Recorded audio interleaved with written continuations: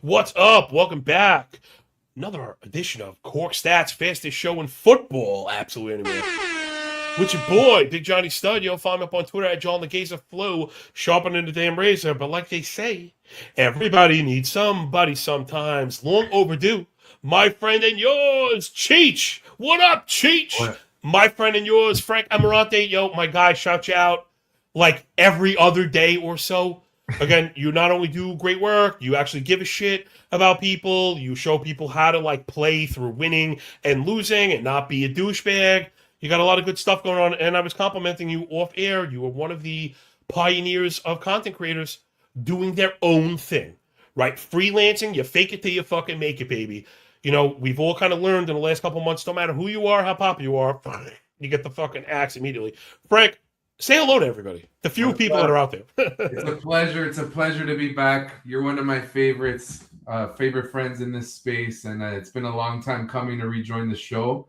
And we've both been hammering these drafts. What a beautiful time, football coming up. Couldn't have picked a better spot to rejoin the show. Yeah, I want to say we're going to be doing a drafters, like you said. They don't pay me. Maybe they should. It's PPR. It's a 20-round best ball, so the computer does all the scoring for you, which I kind of like. I'm a busy guy. I've got kids. I can't manage 400 leagues. I don't know how Zach does it, right? I don't know how Nelson does it. Yo, bless those guys. I just don't know how. I don't know how they physically do it. It's a little bit too much work. So for me, I like best ball. We all have the same information. You know, we're kind of getting this game. And if anyone's wondering, it's a $15 draft. Yo, $250K up top. Cumulative scoring, no playoffs. I love that. Less bullshit, Frank. And they've added weekly scoring, so there's a $5,000 prize up top. We're only a few entries away. I told you, it picks up as we go. I don't know, talk to us about your 20-round best ball strategy. Just kind of let it rip, buddy. One thing that I like with drafters is I like getting that 3 QBs and 3 tight ends, whereas if you're used to underdog, sometimes you go, 2 QB, 2 tight end. But with this season long, needing to win the season long scoring, you want to really protect yourself at those, quote, onesie positions.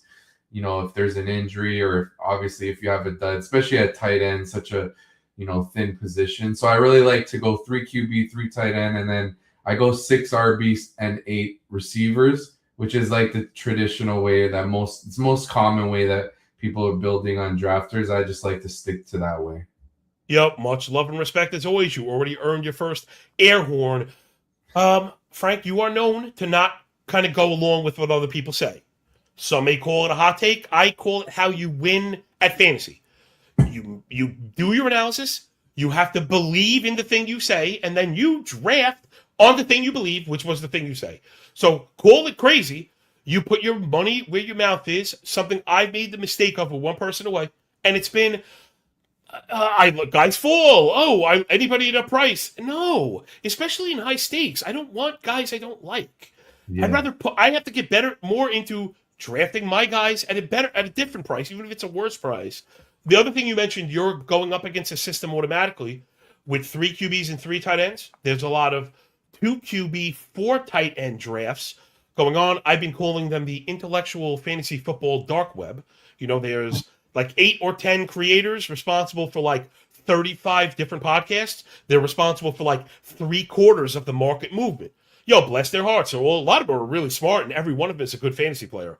But whenever opinions get centralized around a few people, everybody chases, and it leaves opportunity. I think that third quarterback is an opportunity because, like you mentioned, I've had best ball teams go kaput. Jalen Hurts, this is like 3 years ago, missed whatever the first playoff would be. He missed week 14 or missed week 15, and I was out. And I had like a great team. So I like the roto, I like the weekly, I like where you're going with the balance because people trying to predict injuries is crazy. Now, I was kind of picking your brain about second round. I've been pulling my hair out trying to rank second round RBs. Where are you on the second round RBs? I think we kind of know your answer. The answer doesn't have to be an RB, by the way. So my favorite target of the entire fantasy football season is Brock Bowers this year. I love the fit with Clint Kubiak. Obviously, he's a generational prospect. We've seen what he could do as a rookie. Last year, Bowers played injured. So I'm always like really aiming to take Bowers second round. I don't even care of like the tuck their teeth at that, but at the end of once Vidal had been we're doing other things wrong, So In football, if you have the mega nut smash pick, Frank, you should be doing this right now because I was there. I didn't ignore the receipts, but I didn't have the draft spot. You were banging the fuck out of the JSN drum for Oh people. yeah. The entire no, dude, it is. I'm trust me. We'll get to a bad call that you made. I'm sure that we will. But you know me, I'm really, really honest. Even I mean, I happen Oh to yeah. really like you a Love lot. it. But if I didn't like you, I'd say he was banging the drum that this was a difference maker. And if you didn't have him, you're basically out, right? You're basically out. So yeah, our guys, yeah, it was Bowers. Any other ones that you're like, who do you love, man? So Bauer's what I love. Another one I love is Devontae Smith. With AJ Brown gone, I really think Smith could take off as the clear cut target for the Eagles. Dude, me too. Dave G was putting some shade on that though. Yeah, I mean I love his work. It just Yeah.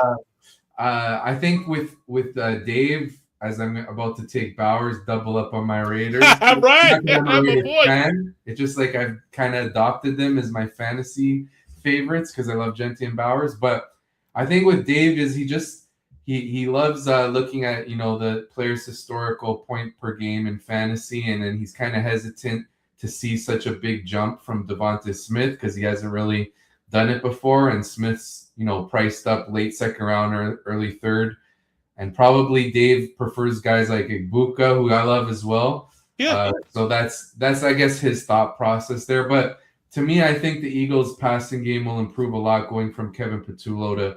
I think Sean Mannion will be good. Like he shot through the ranks. Anytime we have these young coaches shoot through the ranks, I'm kind of optimistic about their chances. So even without that, just leaving Patullo, like removing Patullo from the equation, should help because let's face it, he was awful.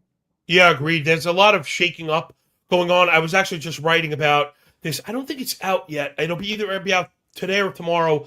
I was covering for Matthew Berry's Fantasy Life. We're doing like an alignment piece, so we got to be careful. I do, man. I got two hands in the dirt for baseball. So what I'm doing is, unlike baseball where I do all of my own originating, football, I'm listening to a lot of other smart people. I don't think I'm the smartest at everything. I listen to smart people as much as I can, and when you get people kind of disagreeing and stuff, it's hard not to be like swayed. You know what I'm saying? So the Devonta thing brings up alignment stuff. People, the narrative. I was saying, I not to exaggerate when you're writing, but I was like, social media gets a hold of something. And what I'm saying is, everyone's been talking about multiple tight end sets, right? So an extra tight end means one fewer wide receiver.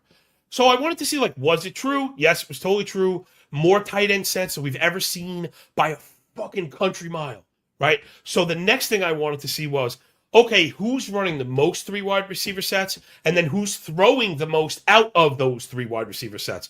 I chart every team. It's going to be good. It'll be out in a day or two. I hope you like it. But the one outlier, and this goes to the point you were saying, was Baltimore Ravens ran dude, it was the lowest three wide receiver set, again, by 2 orders of magnitude. It was 30%. Good pick with Olave in the third. Again, you do things, you do fantasy things well. Again, anyone that's super uber talented, that the market is Frank's okay, middle of the board, okay, value. I love what Olave did down the stretch last year. I love how Kellen Moore puts him in spots to succeed.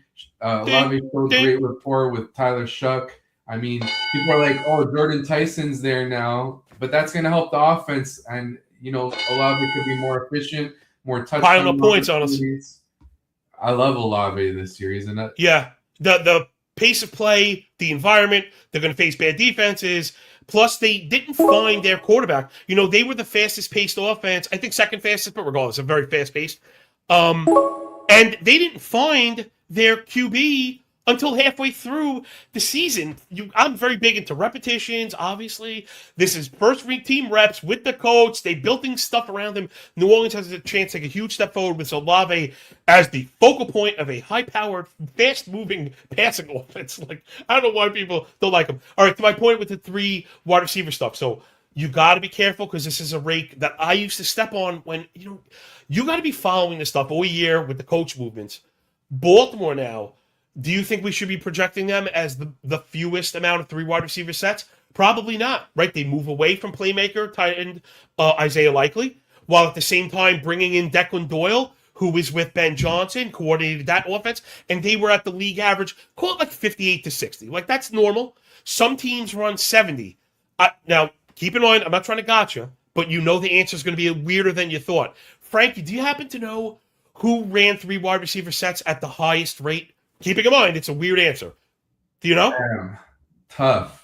I So don't know I'll tell you what, who's up maybe there? I'll guess the Jaguars? No, probably not. No, and I'll tell you right, who's up there? It's not Dallas, right? It's not. You know who it was? It was the Houston Texans. Oh, damn. Would you believe that? So part of the point of the article was to be careful just chasing the alignments, because remember, just because you have 11 personnel, right? 1 tight end, 1 running back. That's in case people are wondering. When you hear 11, 12, 13 personnel already, that's number of running backs, number of tight ends, keeping in mind there are only 5 skill positions. So if it's 11, it's 1 wide receiver, 1 tight end, 3 wide receivers. You know what I'm saying?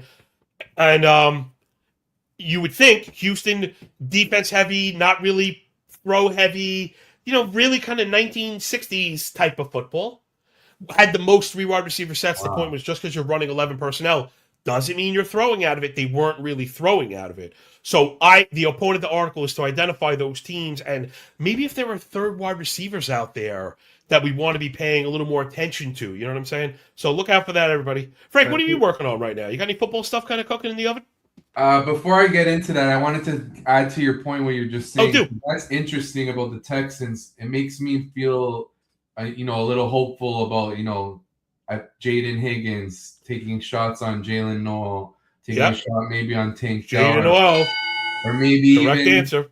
Maybe even Stroud plays better this year. They improved the offensive line, chip on his shoulder. He came into, I think it was OTAs, in way better shape.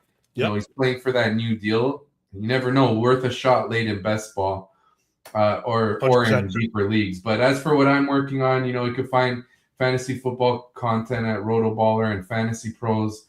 I'll be putting my rankings on a new site called OTC Fantasy, like the guys there. But yeah, getting ready for the season. Hold on one sec, just on the clock. Yeah. Do you think? But what I meant, obviously, I want you to promote your stuff. But I mean, like, where's your mind space at? What's on your mind when you're drafting? Like, obviously, we mentioned you have strong takes and you follow them. Where are you like iffy? Right? What are you still trying to figure out? It's still early, I think, is what I mean. Yeah, it's still early. Maybe let me think here. Well, like, have you changed your mind on anything here? I'll set you up. For me, it's running backs. I've been playing a long time, and people were doing it before me. But I was drafting Devontae Adams in the first round, Calvin Johnson in the first round, when that was wildly unpopular. Nobody did that. In fact, it was like a running joke in my fantasy leagues that I was always legit, like, always trading off a pick in the top 6 to get into the back end, right? Because I wanted to, I knew I wanted a wide receiver that nobody else wanted. And that ended up, obviously, I'm not saying I set the trend, but that ended up being the trend to follow. You know what I mean? Oh, I got one pick. I'm going back. We're going to have to talk about these damn Jaguars. I can't believe Parker Washington didn't get back to me. That's a little too rich for me now at this point, man. I'm going to go with my guy, Jadarian Price. He's been one of my flag plants. I think once the training camp begins and people say, wait a minute, he's catching passes? What do you mean he's catching passes? We were told he doesn't know how to catch passes. That he's going to jump up like a full round. So I'm trying to soak up all the late 5th, early 6th Jadarian Price I can. But so like me now, I find myself, dude, I just drafted 2 running backs in the first round. And it's at the turn. And it's because when I look back, man, running back prices are insane. To me, paying 12 and 13 overall for guys that belong there is not an overpay. You're paying big money for nice shit. Ferraris are expensive. I don't want to pay $100K for a fucking Maxima or something because now I feel outpriced. You know what I mean? I don't want to overpay for the last V8 in the lot. So I'm finding the people are talking about the dead zone. Dude, for me, the dead zone in running backs is like from around like 5 until like 15. I don't like any of these guys. So let me lead you with that, and then you can talk about yours. Who's the last running back you're comfortable with as your RB1? Last guy on the board. I think I know who it is, you effer. You took him from me in the last draft. Yeah, that's a good question. Few things there. Okay, last one, comfortable as RB1. Like if I start really heavy receivers or something. Maybe either Brees Hall, Javonte Williams around there in round 3, or Javonte. Oh, so you're taking one in the first 3 or 4 picks, basically every draft. Most of the time, like if I get 1 or 2, I'll get Bijan. If I get 6 to 8 or 9, I'll get Genty. Other than that, I'm aiming for Lamb in the first, and then in the second round, I'm always looking at Bowers. So really, the only time I'm taking the running back in the first round is if I get Genty or Bijan. But or like if I miss out on Bowers, and then maybe I take Chase Brown. But now let me put you in a tough spot, because this is again, it's selfish really, my questions, because I'm asking for myself. What about when you have the third spot? Are you moving Genty up to 3? Or are you taking Chase? No. If it's the third spot, I'm taking Chase. If it's the fourth, I'm taking Puka. What about round 2? Round 3, do you have to end up with Love or Hall, kind of, right? Yeah, so in that case, I'm probably, if I'm at Chase, I might reach. If Bowers isn't there, I'll take Devontae Smith just because he's my guy. And then so now you need running backs. Okay. Yeah, so then I'll probably take Jeremiah Love in round 3 if he's there, just swing for the fence on him. I know there's risk. If it's more in the middle, maybe I'll take Brees Hall or... Yeah, probably Brees Hall. I do like Brees Hall. You know, the Jets have a lot of talent up front on the offensive line. I still have hope for him. So I hate being bullish on the Jets, man. I'm a Jet fan, so I hate being bullish on the Jets. But I think people are really being unfair. My fantasy football stuff on Twitter doesn't get any traction. Doesn't mean it's not any good. I posted the Geno Smith EPA per dropback chart. Last year was a wild anomaly to the downside. So unless you're convinced that Geno Smith is legit the worst quarterback in the league, he only has to be worse than average. He doesn't even have to be... He could be bad, legitimately bad, and carry this team, and do enough to... I mean, there's a lot of skill positions, and I listened to some pressers. Man, they love Sadiq. There's a lot of talent on this team, man. People are high on Adonai Mitchell. I was early on Mitchell. I was getting him outside pick 200. So, then I was smashing him in every draft. At, 175, there's other people I might prefer. But my point with Mitchell was always... he's got the draft capital. Yeah, he had some off the field stuff. You know what? Sometimes that changes with the move. He made the move and produced. Plus, they love him. Said he's a model citizen, and where he wins, which is deep outside, that has Geno Smith written all over it. All of Geno Smith's production is deep and outside the hash marks. He's like it's a match made in heaven, these two. But again, it scares me because now I have to be bullish on the Jets. Where am I on the Jets, man? Just take me back down to earth. I like the take on Adonai Mitchell. I got to start drafting more of him for sure. But yeah, I had you look at the Jets, look at that offensive line. Although they got 2, 3 former first round picks. The Sadiq, you said you even have Cooper in the fold, the receiver, and like you said, Geno Smith.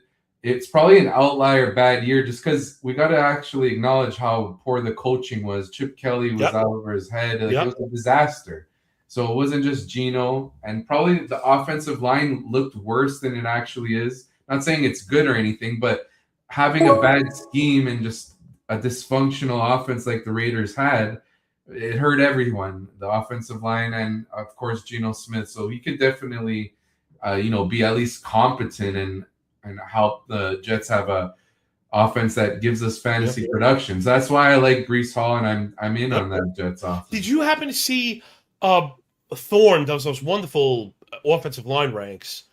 And regardless of what you think of the man, I like to check a few of the mainstays, and they all have the Jets again as a middle of the pack offensive line. If that's the case, and Geno again is just average, all the Jets stuff is being wildly underpriced. I mean, I'm not, and it's weird. I feel like we know what Braylon Allen is. They tried that last year, and what happens? When the Jets are competitive, they realize, holy crap, Brees Hall is legit superstar kind of player. He does everything well. Everything.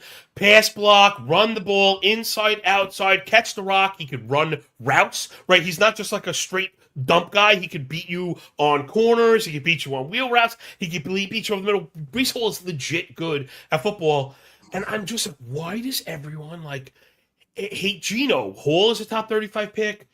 Garrett Mitchell is a top 40 overall pick. And Telling me nobody here. wants the Jets, man. Nobody wants the Jets. I'm hoping they're a source of success because I was with you. Hall is a guy that I've really been drafting, but I wasn't really counting him because, again, he's a third-round pick.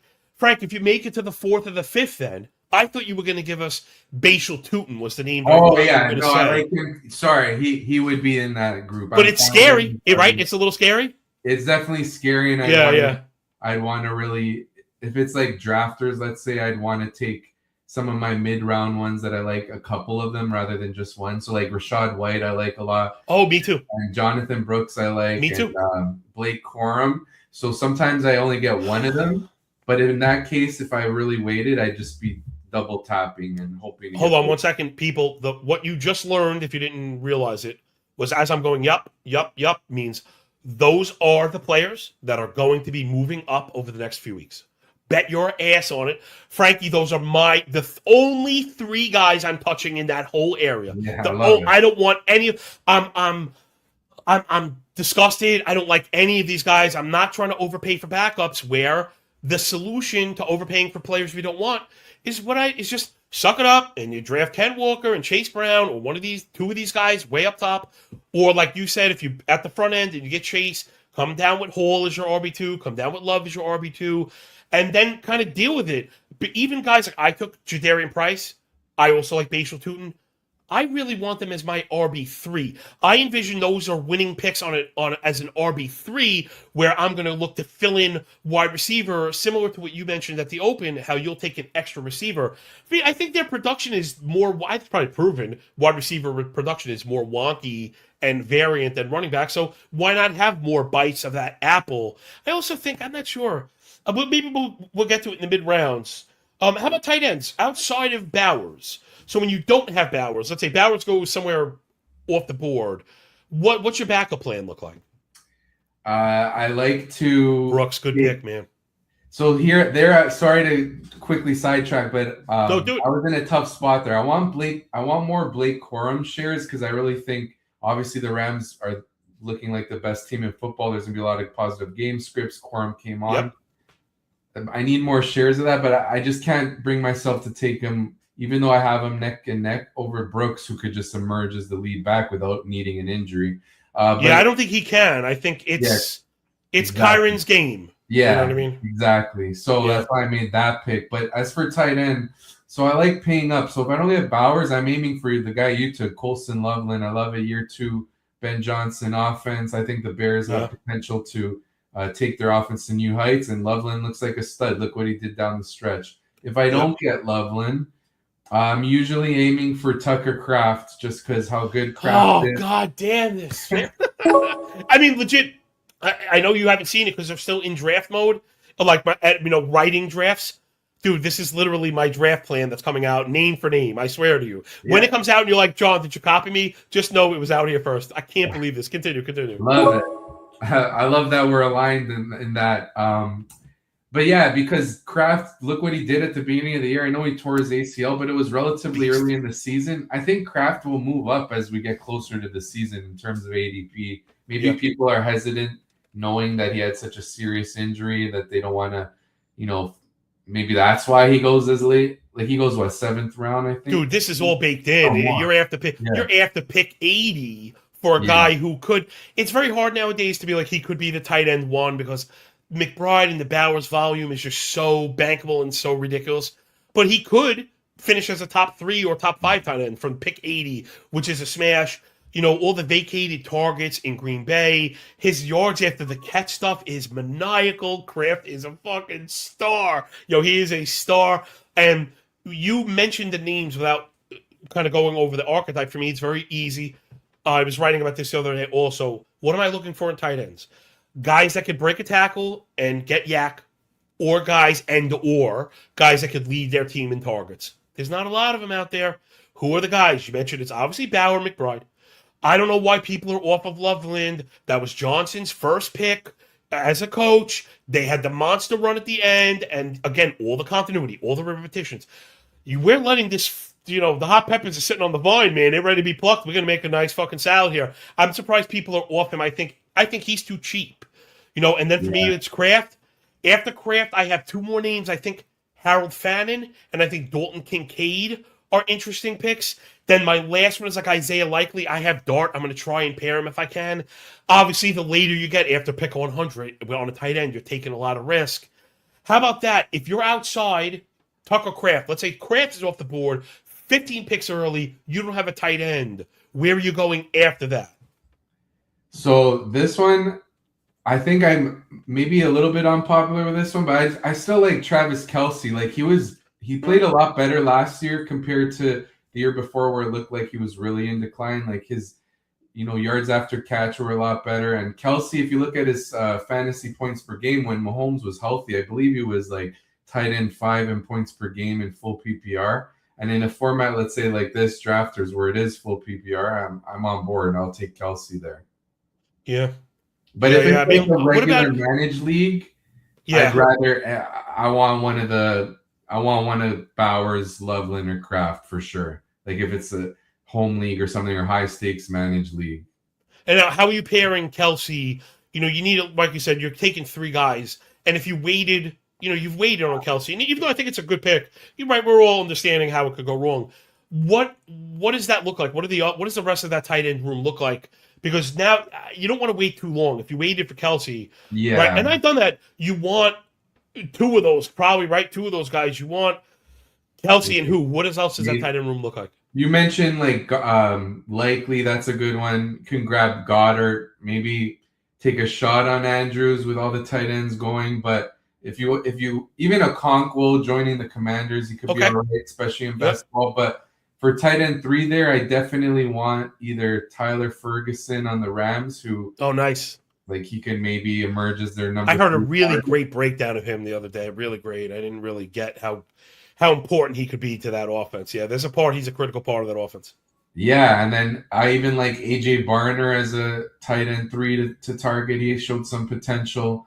And then one more. Hold on, as I'm on the board. See, this one's tough. If I wait, and sometimes that's when I will think about a 4th tight end, just hoping to have somebody fall into the end zone. The idea being, if you waited until pick 110 to grab a tight end, hopefully your skill positions are pretty well taken care of.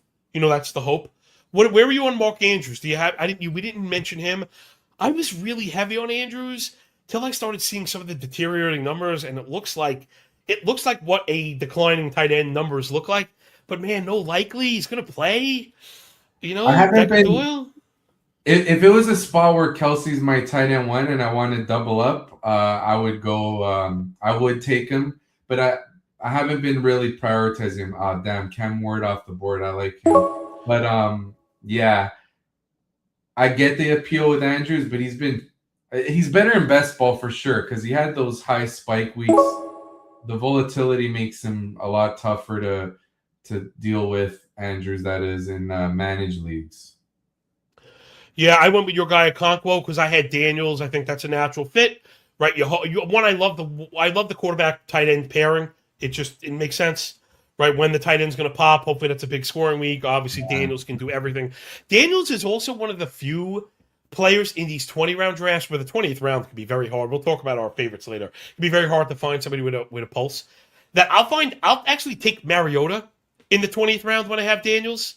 Like, we know, obviously, Daniels plays chin first sometimes, and that's what we love for fantasy, all the running. Sometimes he gets banged up. And Mariota is a, T-move facsimile of it. So, and it's free, and I feel like then it keeps me away from, we'll talk late, let's do late quarterback. So, let's talk quarterbacks. That's an interesting one. I never thought of that. Because sometimes, in the end of the day, like a lot of these 20th rounders barely garbage do anything for you. So having Mariota, it's contributing. I got 2 more. Hold on, I got 2 more. I got 2 more, player. Yeah, you're on the clock. I got 2 more. One is Mac Jones to Brock Purdy, right? Mac Jones. Oh, yeah. Mac Jones has played very successfully in good systems. We literally saw him elevate the Jaguars, like the entire team. He's been with San Fran for a minute. If Purdy goes down, I think Mac Jones is a QB1. Back end, but a QB1.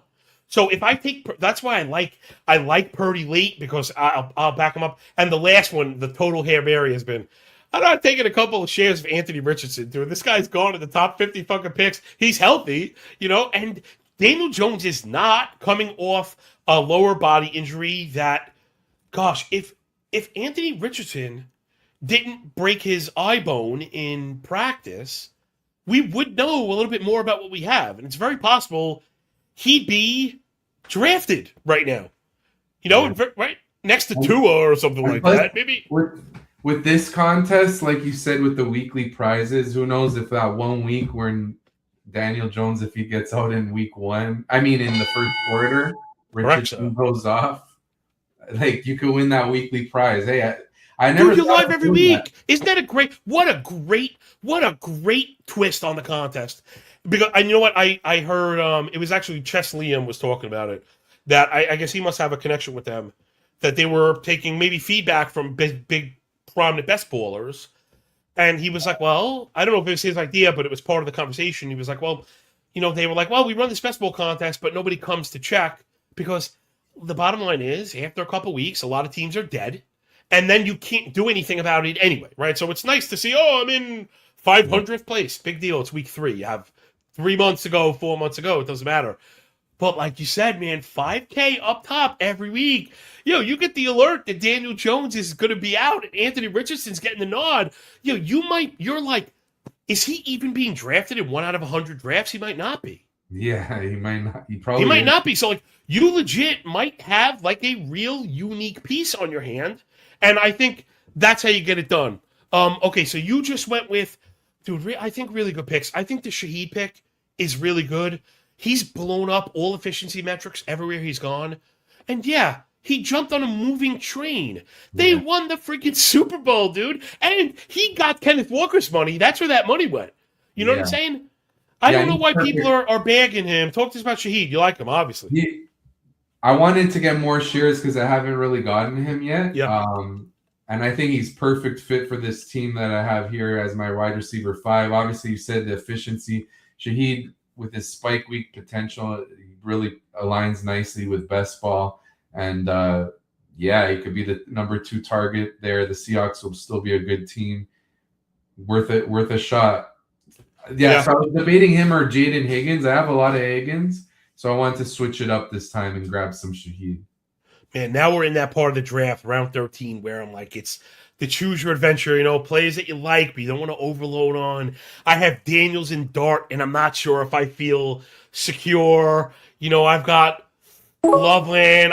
And at this point, I think about I wonder if I could pull off the backdoor jet stack. I think I might go for that.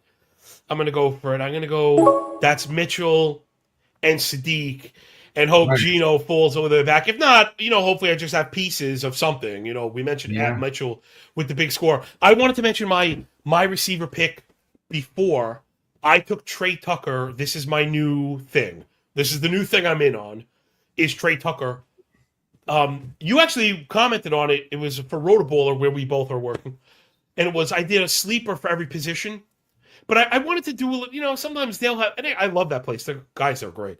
But, when you get these articles where it's like 10 sleepers or 15, it's very limited. It's like, it's a 1-sentence thing. It's a 2-sentence thing. I wanted to give a little more to sink your teeth into. Like things that people might say, shit, man, maybe Trey Tucker is good. And it was, you mentioned at the outset how important it is when coaches that we like move. Kubiak, off a Super Bowl win, is going to try and save the Raiders right now. Check this out. I did some play action work because I'm going to have that. That's going to be a big part of my sheets next season, Frankie, because I think that's the next wave. Is play action success is going to be the deep shots for fantasy, right? 2 high shells, move everything in, slots, new tight ends. That's part of the extra tight end work and all that shit. So I think in order to win deep, you're going to have to suck them in first.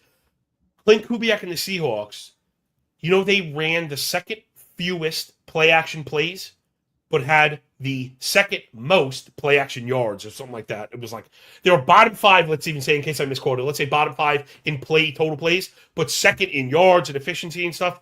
They're going to be bringing that to Las Vegas. And would you believe Trey Tucker out-targeted even Brock Bowers on play action attempts last year? And now they're talking him up. They were talking to Kubiak about,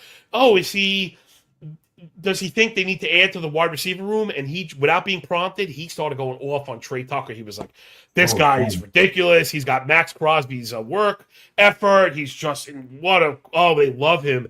And I know people are chasing Naylor. That was me. because it's the new thing. They gave him some money. I think it's Tucker, man. I think Tucker might be sneaky Damn, play you're in putting me Vegas. on here. I didn't consider that's a good one. Good shots. But plus Tucker had that he showed what he could do in that massive spike Yes, week I put against that in the article. Yes. like he went off. Like he was worth his pick just from that one game. Yes, yes, yes. The funniest thing was the year before that, I think he led the league in routes run. But this guy's been victim to like the worst play. Dude, Minshew and Aiden O'Connell. I mean, dude, like really like off the page bad quarterbacks. Off the page just and the damn Raiders went into the season with that. So it wasn't even like he had the benefit of practicing with a veteran quarterback that might have taught him something. Nobody knows what the fuck they're doing there, including the coaches. So we've had a full reload, a full re-rack in Vegas, and I'm ready for them to be good. Since we're on Vegas, where do you have Mendoza? When do you think he starts? When do you think he starts? Yeah, so Mendoza's been one of my favorite QB3s to take here. I just Of think course he is, Frank. they say this every year, these teams, like, oh, we want to give him Yep. time on the bench, and then they play earlier than the team had Yeah. publicly stated. Because what they wanted to had have was much worse than they imagined. Yeah, so I've been taking Mendoza a lot. I'll be targeting him here, but I feel like he's moved Yep, a good little man. bit up. Wait, he's a little bit what? So he's sorry, Mendoza's ADP has increased a bit. Yeah, it's my fault. In this case here, in this build, this draft I have now, I want another receiver, so I'm not going to take Mendoza yet. But I think he'll start earlier than expected. With that said, I need to in situations here in drafters where these three QBs, like when you want to draft three QBs, like the QBs fly off the board, and sometimes you're stuck looking for who's there's like no one left. So in those cases, I've been taking shots on Kirk Cousins in case he does actually play more, like as much as they're initially saying. And, if Cousins, let's say, plays 10, 12 games with Bowers, Genti, you said Tucker, we mentioned Naylor. Cousins has played with Kubiak before when Kubiak was with the Vikings. So the familiarity there, Cousins could be quite, a little useful as a QB3. Yes, I snagged up the Mendoza share right there. I've been like all about that. And then I was looking for there he is. I was looking for Wicks because I drafted Lemon at pick 84. In best ball, I think Wicks and Lemon make a really good kind of contingency pair. Right? I mean, they both could be playing out of the box. You mentioned a new play calling in Philly. We are hoping for a little more volume. Maybe we'll get it. Maybe we won't. I've heard a really interesting term. People are calling it a chaperone pick. Like, you start the year to kind of watch over the rookie until he takes off. And, Wicks, I think, is a good player. He might actually project higher than Lemon to start the season, depending on how camp goes. So, I've been trying to get my wide receivers out of the way earlier because I'm not really finding there's a lot of production. Yeah. We're approaching pick 200. What wide receivers do you like around 200? Is there anybody even? Around 200, well, I take some shots on Keon Coleman because it seems like Joe Brady likes him a bit and he's a deep threat. Mm-hmm. Here I'm considering I like both of these tough. Former first rounder in Coleman. Well, I mean, listen, we've seen ceiling games from him too, but I think it's because of the whole shtick and because Buffalo is supposed to be so great that unless he's a wide receiver one, it's a disappointment. And again, it has been. Weeks. For best ball, he should have a spike week or two, Coleman. Yeah, I think that's dude, I think you're right. Where to that point, where were you on DJ Moore? Yeah, so DJ Moore has been one of my main fades just because I think he's a declining receiver. We saw Rome Odunze, because remember, going into last season, Ben Johnson's first year, Rome Odunze didn't really do much as a rookie. It's not like he was already entrenched there, and it was basically the fantasy debate was, do we take Moore or do we take Odunze?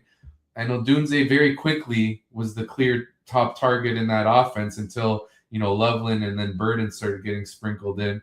So, I mean, really, I get it. He's playing with Josh Allen, DJ Moore could be his new receiver one. But what if this is like an Amari Cooper to the Bills 2.0 situation?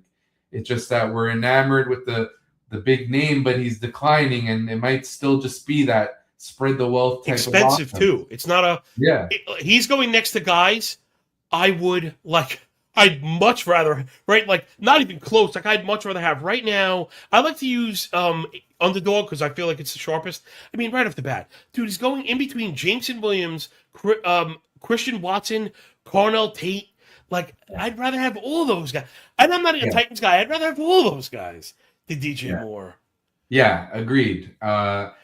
Another late one who I sometimes considered, but it's only best ball. It's Calvin Ridley. Actually, I did get him in NFC. It just because I think the Titans could be pass heavy. I think Ward could really take a year two leap. Cam Ward, just because Dable calling plays now. They add Carnell Tate, they add Wan'Dale Robinson, and Ridley still could have a spike week for you. So I like taking shots on him as well. Yeah, respect that. So look at me. I'm kind of backing up right to my point about you. You got to do what you say. I mentioned I like the running backs where I think the prices are fair. Then I think they become unfair before becoming entirely too cheap. And because running backs are healthy now, all of a sudden people think like that's a thing. Like playing NFL football somehow will keep you healthy. It doesn't work that way. There are a lot of backups that I think are entirely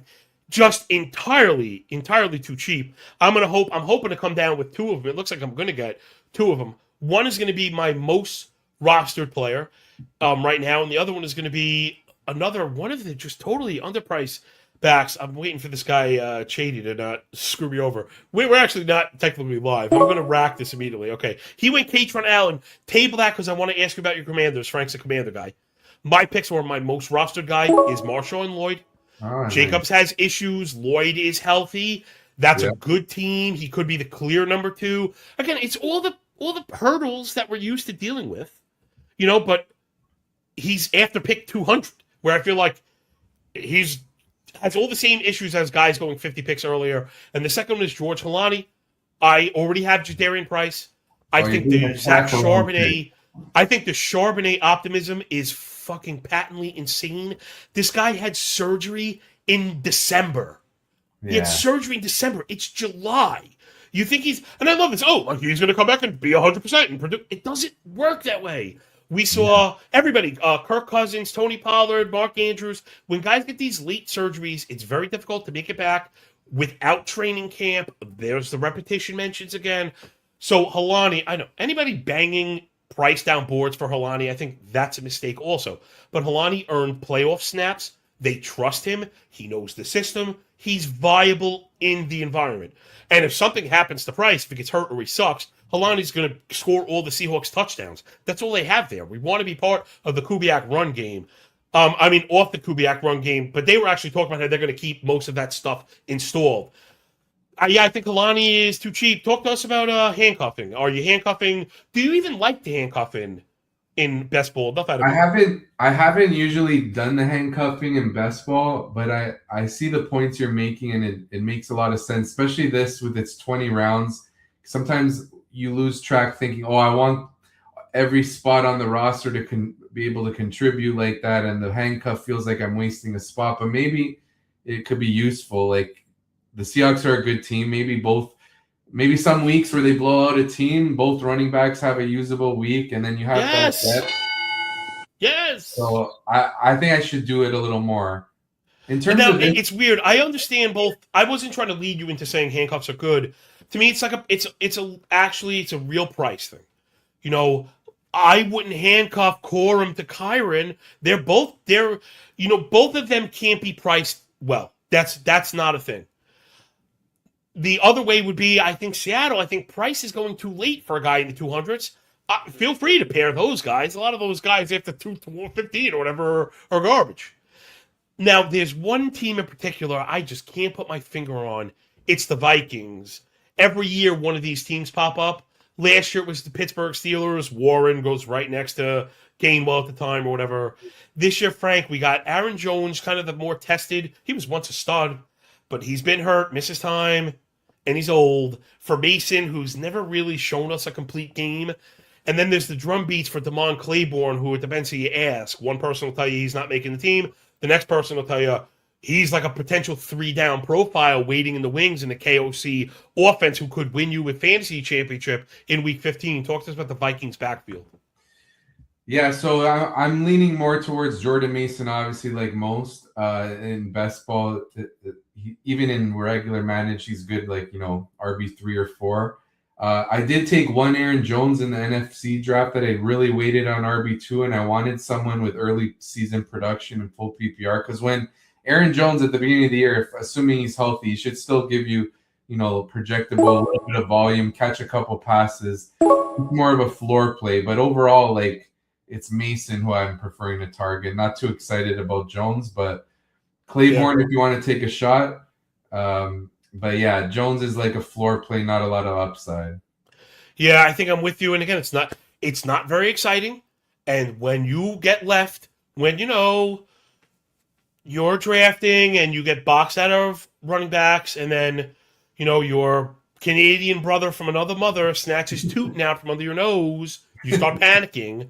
And on that team, dude, and like, yeah, I was nodding along when you're like, oh, I like Rashad White. I like Rashad White too. I don't want him as my RB1. No.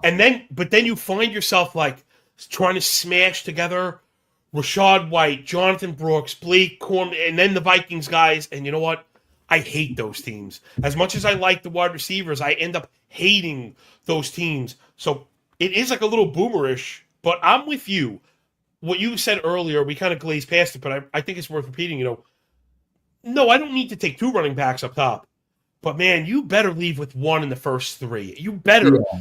You better leave with one in the first 3, or the cliff is so crazy and it's not reflected in the pricing. The guys get much worse and the prices don't get much cheaper. It's not a good deal, and you're trying to. Now, granted, redraft may be a little bit different.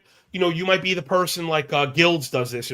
The first big free agent, he's going to drop the waiver load on it. He's dropping the payload. You know what I'm saying? Going for the full season win. And some weeks, years, I should say, it's a big winner. He's a great fantasy player. But I don't think I'm sure he would say this too. You don't want to be in that situation. So I don't want to be in that situation. And I think the best way to avoid it is to have at least one guy. I wrapped up my draft with, now I took a 4th tight end. On my last pick. I took my 4th. Wait, which one? Who'd you like? Demercado or Mayer? No, my last pick. Well, yeah, that's a good pick by you. I even like Mayer. He could give a usable week too. Wait, you took Beck? Yeah, over Anthony Richardson. You had Daniel Jones. So this one, true, that handcuff thing. But you had Daniel Jones. No, if he goes down. Yeah, you're right. I could have done that. But dude, I almost started drafting Daniel Jones only to pair him with Anthony Richardson. I could have done that, especially because we talked it up. But my thinking is like, I had Harrison on this team, and the Cardinals are probably, you look at their schedule, they're going to be what, like 1-7 by the or whatever. The bye is week 14. But like Jacoby Brissett eventually will probably be benched when they're out of it. He did get paid. Okay, you're talking bench risk. Okay. Like bench risk just near the end when they're out of it, and they just see what they have in Beck. Maybe gets a few starts, and then I have Harrison there. That's the reason why I took him. I even have Algier, so I have a bit of Cardinals. Yeah, I mean the Brissett stuff is gross. A lot of that was volume dependent. Yeah. Now I don't know how much better the defense is going to be. Probably not much. But I do think the run game is going to be significantly better, which was also a part of that. They just couldn't, right? They couldn't move the ball on the ground. So what do you end up doing? You end up throwing the ball 45 or 4. I think 45 might have been short. I think he was dropping back more than that. That run at the end was fantasy garbage time glory. Yeah, it was fucking glorious, bro. That was glorious. No, I think you're onto something. How about your last one? You also took. Wait, hold on. Let me go first. I took Mayer, so I took a 4th tight end only because I had Mendoza already. If I didn't have Mendoza, I would have taken Mayer. I'm taking Mayer everywhere. Also, I think they're going to run a lot of 2 tight end stuff. Yeah, I was going to say and even though I like Tucker. I do. I like Tucker on the line.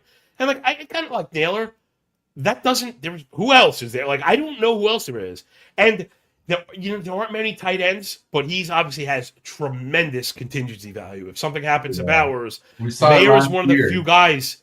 He could get you 8 grabs. And then I actually went the other way. I wanted you to answer this and then talk about your last 2 picks. My last pick, I had Ken Walker. People are going with rookie Emmett Johnson. I think you actually tweeted about him, which, again, he could be a receiving threat. That wasn't the play. I think if we lose Walker, I think it's going to be Demercado, who's, the more veteran presence, kind of knows a little bit more, maybe about where to stand and how to execute plans. So he's been my 20 round pick when I have Walker. I handcuffed, even though I don't love it, because running back prices at the end, not to say the prices are wrong, actually, the supply is crazy. You went with Jalen Wright. Talk to us about Jalen Wright in the Miami backfield. So this one, I just really I wasn't a fan of a lot of the running backs that were remaining, and then it's always between Wright or Ollie Gordon. But Wright, I saw they had some positive reports on him. They said Bobby Slowick was saying that Wright has like a nice burst, and the Dolphins are going to be a bad team. There could be, maybe I luck into a game where Wright, maybe Achan misses 1 week or something like that. It's just a shot at what was there. Not that I really love him, just taking a shot on him. Yeah, at that point, it's gotten really desperate because I'm always trying to advise people this. Even when you have your favorite guys lined up, keep digging because the prices keep moving. And there was a point where, like, that guy Claiborne on the Vikings, reliably available in the 20th round, reliably available. Now he's not. And when you see that guy start to go off into 17th, which again, to some people say, I don't blame them. If that's the piece you want that completes the team you're building, you don't sweat ADP after 220. But I have found this is happening right now. The running backs in the 20th, I'm out on. Yeah, Demercado, even that, I don't want him, So it's really tough. Just basically, last round plan before we go. Are there any guys really digging deep for, even if you don't necessarily believe in it, right? I'm not trying to force you to like a sleeper pick. But like, what names are you like? I'll just throw some out. I've heard some from the dark web. Tyquan Thornton is a player they like. Yeah. Right? Tyquan Thornton is one. Darnell Washington, tight end for Pittsburgh, is kind of a play. Obviously, I let one out of my bag is Mayer.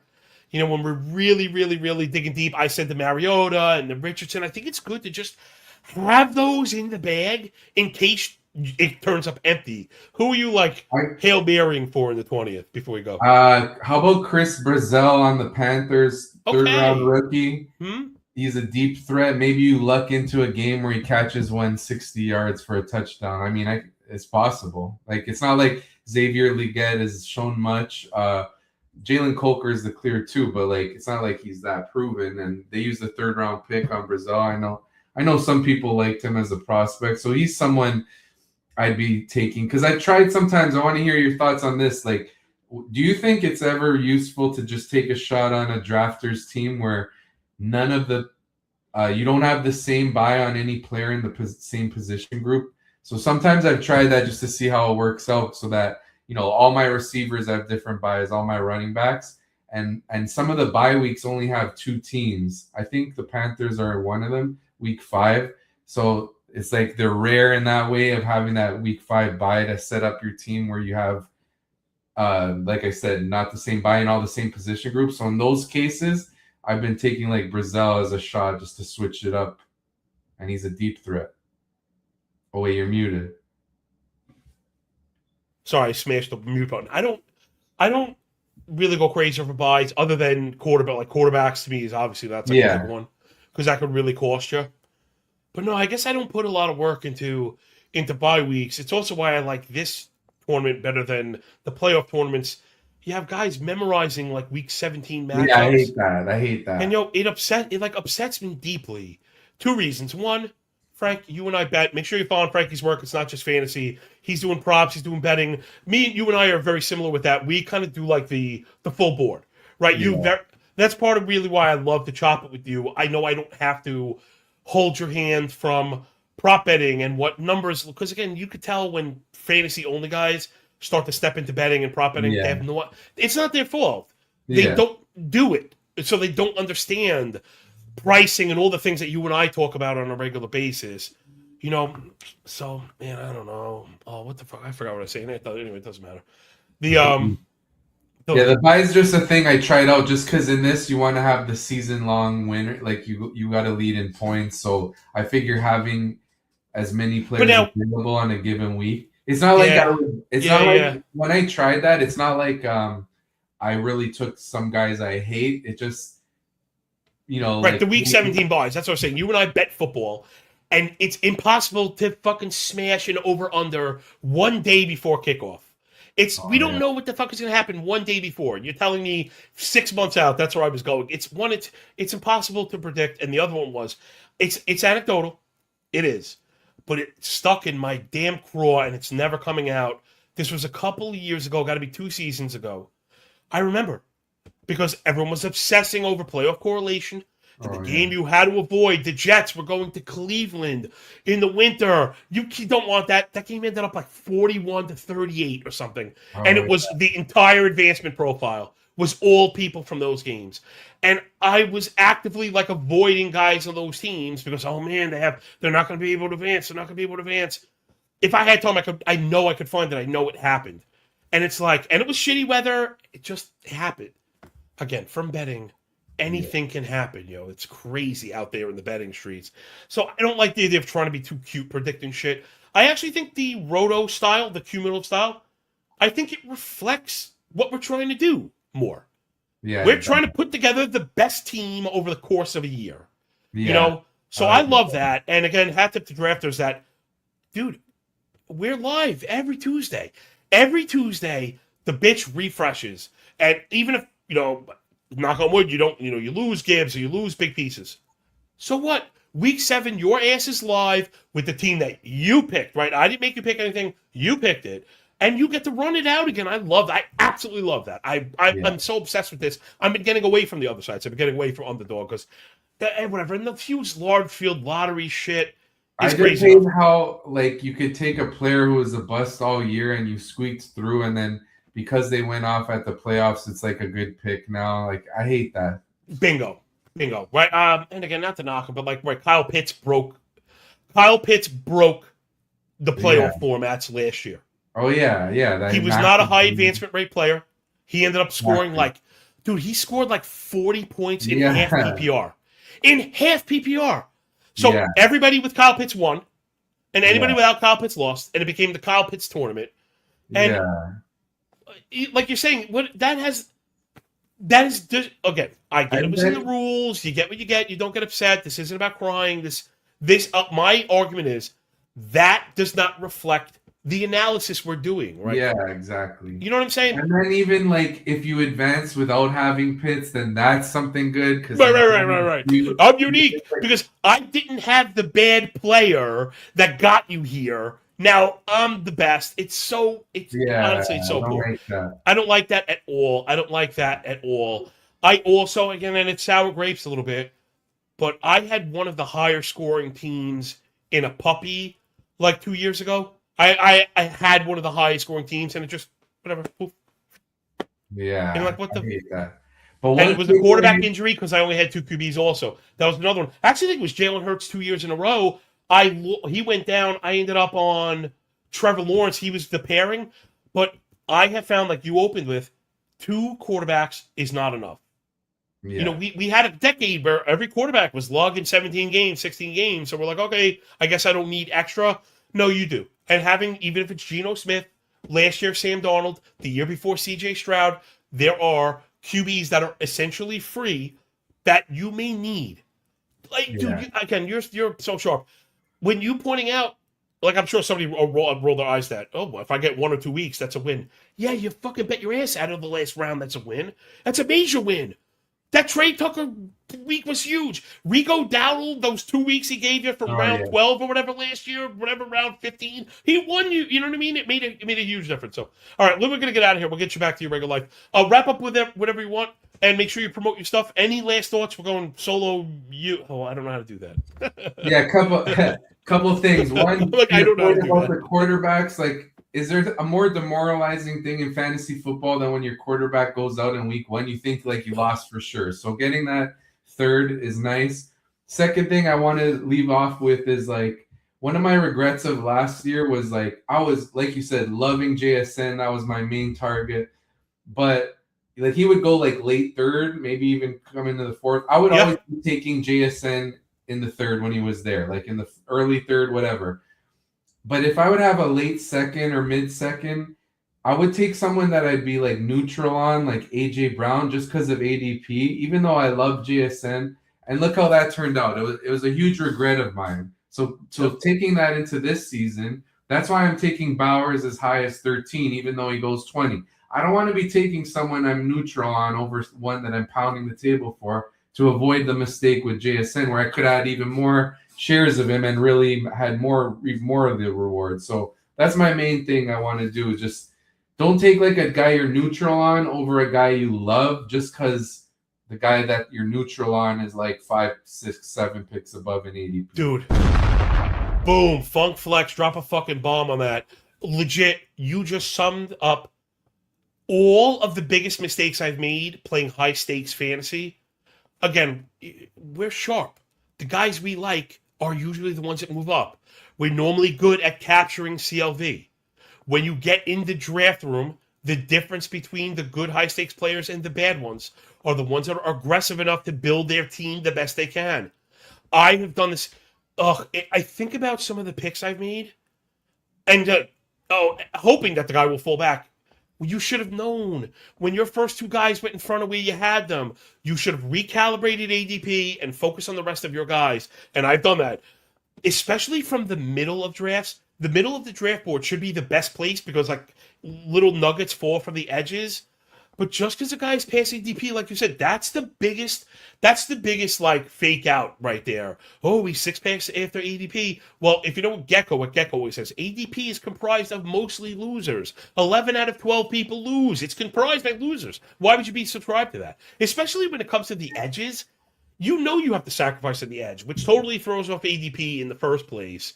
So, like, yeah, again, I think that's the lesson is, don't be crazy, don't shoot the moon, but do your calculations and believe. That's corny, but believe in yourself. Frank, believe in yourself, you know?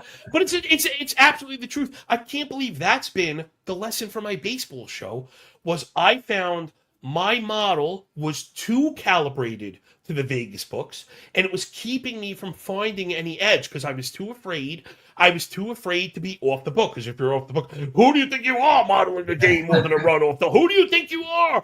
That's the who does this fucking guy think he is? You think you're a fucking genius? You're like, dude, it's so many numbers that move. It's hard. How else would you do that? I kept coupling it further and further to the book, and it was only making my projections more and more vanilla. That's not how you do it. Do your work, and where you have something you believe in, you go get it. So, Frank, you were freaking awesome. You want just promote anywhere people can kind of find your stuff. Yeah, so you can find me on social at Ammirante TFJ, active on X there. Rotoballer Fantasy Pros for fantasy content, Action Network lineups for some betting content. Even Deadspin has some betting content of mine. So yeah, I'm all over the place. I always like to keep my plate filled with a nice plate of pasta. I'll do. You're unfireable, bro. You're unfireable. I'm telling you, people have asked me all the time, what do you do with in the content space? They want to break into it. One, unfortunately, is you're probably going to be doing some work for nothing, trying to just show what you got, because you remember you want to fill a gap. It's a very saturated market, so you can't be like, oh, I'm good at talking bullshit. Man, we've got really smart people that are also really good hosts and also produce really good shows. You know, it's tough.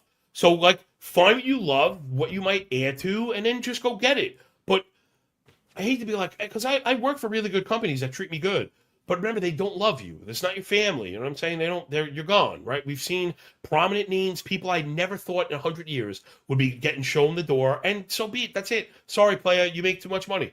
Right? All the way up the ladder, ESPN included. People signing $1 million fucking checks to talk about sports. All of a sudden, like, how could you get rid of me? Dude, people will do it for a fraction of that. So that's where you want to work. You want to work for yourself. You want to come as close to working for yourself as possible. Frank, you're a shining example of that. And you were actually one of the people you gave me the nudge to start the Substack, and that was the best fucking thing I ever did. Best fucking thing I ever did. Because since then, I've turned down more offers than I say yes to. F you, I don't have to. I don't want to. Yeah. You're not paying enough. And then what ends up happening is, wait, what do you mean you won't pay enough? So you either get a higher offer, or you move on to someone that will, as you keep churning on your own stuff. So we really do love and respect you. You're a true Spartan. Thank you. And love your work. And it's been a pleasure coming on. So from Frankie A and Big Johnny Still, let's get out of here. He's got a real life. I don't, but he does. Thank you for picking up what we're putting down here at Corked Stats NFL. Please press the cartoon finger button. It matters more than it should. And please subscribe to the channel. We're making the hard charge toward this 1,000 subs, which is pretty damn cool. And that'll do it. Enjoy the day. Enjoy the games. Enjoy the day. And when we're done with the book, enjoy the pay. Remember, when you work this hard, winning feels a